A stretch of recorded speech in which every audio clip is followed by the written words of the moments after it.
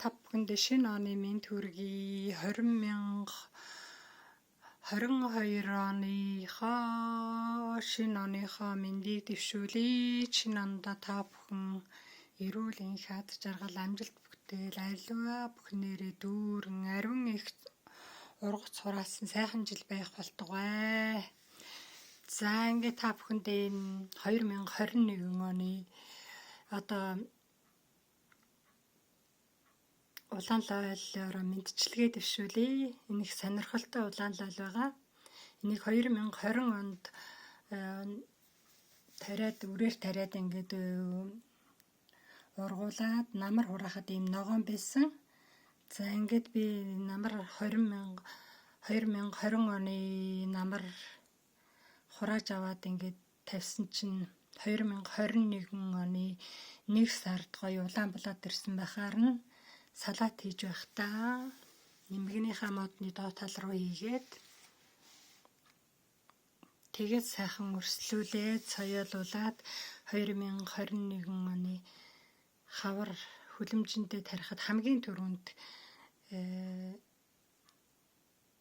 навчин гараад, цэцгэн гараад, лойл нь гараад ирсэн мөртлөө намар хураахад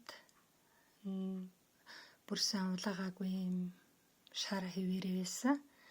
За ингээд би намар 10 сард энийг хураагаад ингээд одоо улаалах самд хийцсэн байгаа байдал нь энэ. Тэгээ одоо 1 сард гарцсан одоо ингээд төрсөн өдөр нь болж байна. Гэтэл лойл маань ингээд улаан болоогүй ингээд улбар шар чигээрээ байж байна. За тэгээд энэ нэг сонирхолтой нь болохоор энэ мөчөр дээрээ улаагаагүй. Ингэж хурааж аваад улаалгасан улаан лойлны үрэн тарихад ингээд улаан болтгүй юм байна гэж дүгнэлээ. Ингээд энийг та бүхэн сонирхолж хэлэх гээд бичлэг хийж байна. За энэ болохоор бас хөл хоройтой үед өөр авч чадахгүйгээр 2020 оныхоо холооны үрийг ингээд тарьсан байгаа. За энэ бас сонирхолтой. Би 2020 онд одоо ногоон хургангуй тэгээ шар хулуу хоёр зүг тарьсан байсан.